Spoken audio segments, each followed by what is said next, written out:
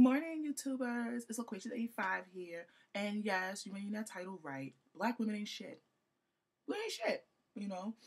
According to the media and according to every publication out here, we ain't shit. So I just want to address some things. Right?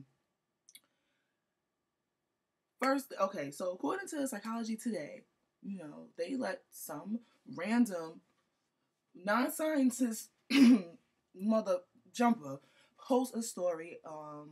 They published a story about black women are the least attractive of all the races, and it was a big uproar about it. They took it down off their website. People were like really writing in, getting all up in arms about it.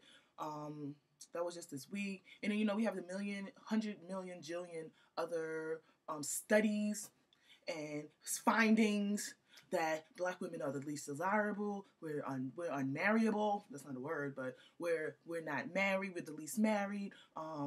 We have the highest rate of single parent homes in our community. Blah blah blah blah blah blah.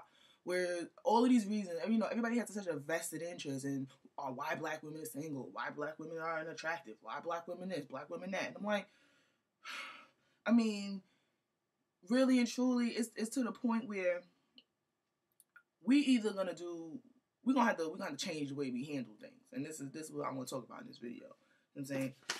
First of all, we need to acknowledge the bigger picture, right? Before we get all up in arms about who says we're not attractive and who says we can't get married and all this other crap, you need to go back to the source of that information, all right? And pretty much, when you look at the bigger picture, there is so much money to be made off black women's insecurities. So, of course, they're not going to say anything positive and uplifting about us in the media. Like, what purpose would that serve to their bottom line? I mean, the more we feel insecure and unattractive, the more we're going to flock to their products. The Koreans got a hand in us, and the nails, I get my nails done, but I'm learning how to do my own nails, so I'm not going to the Koreans every week and giving them my money. Like, the nails, manicures, pedicures, eyebrows, all the type of waxing, all these self-grooming hair, the hair industry is billions of dollars, all right? The Indians got a hand in it, like from India. The Koreans got a hand in it. The Chinese, everybody got a hand in, making black women feel like they're dependent on these products. And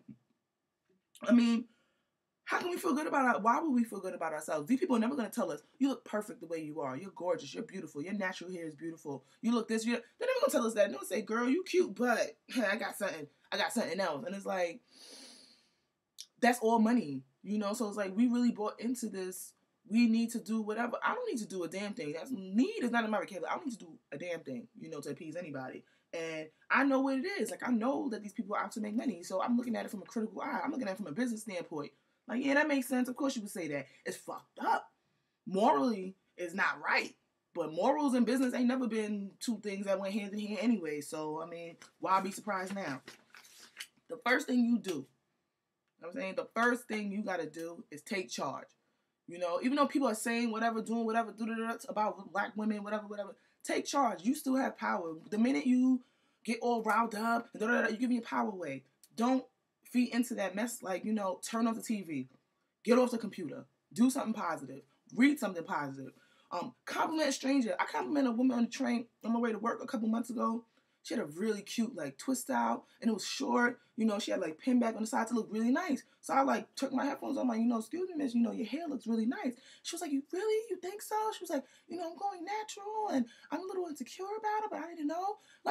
She was really feeling away. Like, oh my gosh, I don't know, I'm going to work with those white folk, and I didn't want them to think this. I'm like, no, it looks really nice. You look really good. And she walked off that train with a little extra, she had a little extra pep in her step.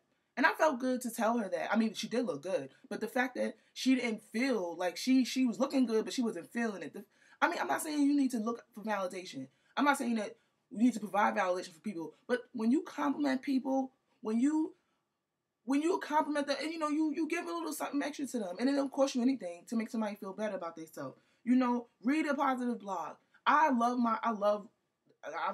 online, but I don't read certain things. Like certain places, certain blogs I don't go to. You will not catch me going to World Star Hip Hop. I just can't. I can't do it. Like, I'm sorry. Like, if somebody send me a link and it happens to be a World Star Hip Hop, I might watch it, but I'm like, oh God, I can't take it. Like, some of it's just too much coonery for me. And you know what? I don't need to be watching coonery because I'm not coonish. And I don't believe that most of us are coonish. I believe that the small percentage of us that do participate in coonery and shenanigans are the people that get to shine. You know, those are the people that get the most attention because it's foolishness. People love foolishness. You know, like they're not going to show upstanding, you know, good upstanding folks. You got to look for those things. Like these are not going to be things that are presented to you, like for your consumption. You're going to have to look for other things to nourish you, to enrich you. And, you know, that's on you. So you got to be the one to take charge. You can't sit there and be like, oh, well, they not depicting us in a positive light. Well, if you don't like what the newspaper's saying, start your own newspaper. You don't like what the blog is saying, start your own blog. Like, we live in a day and age now where anybody can do anything that they want.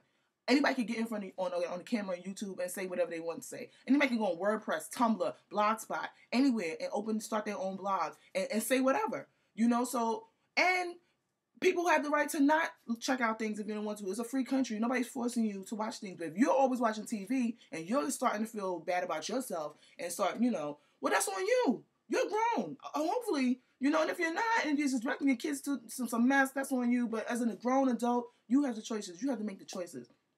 So, one of the things I did was I started a blog with me and 5 of my girlfriends. It's called Roaring 20s. And pretty much we're all between 23 and 26. We all have our own passions, no kids, and we all about getting money, you know, and uplifting ourselves and being, we just pretty much started the blog to show that we young women of color can do something different other than what society expects them and what people see on TV every day. Yes, there are people out here hustling, making money, doing their things, pursuing their dreams, and it's not only on reality TV. Like, these are real people. This is the real reality, you know.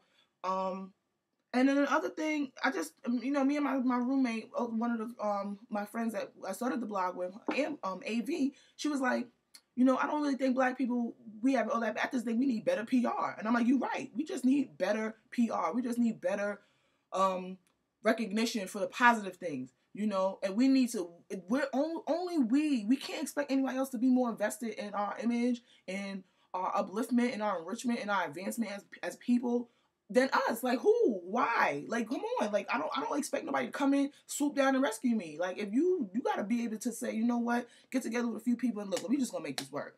And then that's just what you gotta do. You know, and I feel like a lot of times we get caught up in reacting and everybody wants to sit down and have this whole conversation, which leads me to my last point. Stop reacting. Like, stop focusing your energy and attentions on things that don't require it. Like, I'm not about to sit here and slit my wrist because some jackass in Psychology Today says black women unattractive. All right, whatever. There's millions of women out there that prove that shit that just shut that whole theory down. Iman. Then you're gonna tell me Iman is not attractive. Iman is bad, and she's like 60. Okay, she's more like 100, but she's bad. Okay, bad. Like, all of these. I mean, I'm not about to sit here and name all of these amazing black women. I can even name a few that live in my neighborhood, some in my family. Like, this is craziness. Like, I'm not about to sit up here and let what some psychologist wrote in the publication, you know, just credit how I feel about myself. I know who I am, but that's the problem. A lot of people don't know who they are, and if you don't know who you are, anybody can come around and tell you anything. So that's my whole thing. Like, I just want people to stop reacting. Like, if you're gonna have a conversation without action is verbal masturbation. You're just saying it for the sake of saying it. You know, you're just trying to get yours. Whatever. You're gonna talk, make sure that you got a piece of paper and somebody taking some notes and y'all figure out how I could take this talk and turn it into action to do something different. That's the only way anything different is gonna happen. That's the only way anything is gonna change. You know? Get off your ass and do something. And if you don't like what people are saying, then have them say something else. You say something else. You project something else. That's it. When you change, the people around you change. And it's just that simple. You know? I don't have to engage in every negative thing that people say about me. If I did, I'll be miserable. And that's how I feel right now. Like, we don't need to engage. We could really be on some whatever and keep it moving. But if people see that they always going to get a rise out of us, of course they're going to keep saying stuff. Whatever. Let them talk.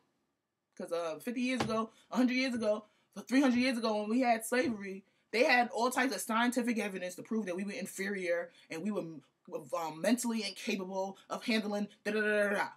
But we all know that's bull. Okay? So I don't believe a damn thing that's published just because some scientists in a lab coat said it. It don't mean a goddamn thing. So stop it. Just stop it right now. That's it. Black folk, we good. Like, that's how I feel right now. We're good. Like, all you got to do is focus on the positives and the negative shit will just go away. So that's it. That's all I wanted to say. Have a good day, y'all. Have a good weekend. It's Friday for me, and I'm out. Hope you have a blessed day. Stay up, stay positive, and peace.